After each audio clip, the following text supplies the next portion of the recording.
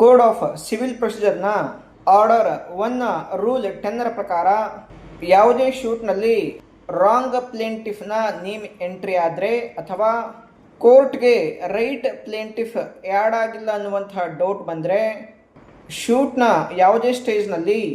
Court right ಪ್ಲೇಂಟಿಫನ್ನು substitute ಮಾಡ್ಬೋದು ಅಥವಾ ಆ ಪ್ಲೇಂಟಿಫನ್ನು ಆ್ಯಡ್ ಮಾಡ್ಬೋದು. ಹಾಗೂ ಕೋರ್ಟ್ ಯಾವುದೇ ಸಂದರ್ಭದಲ್ಲಿ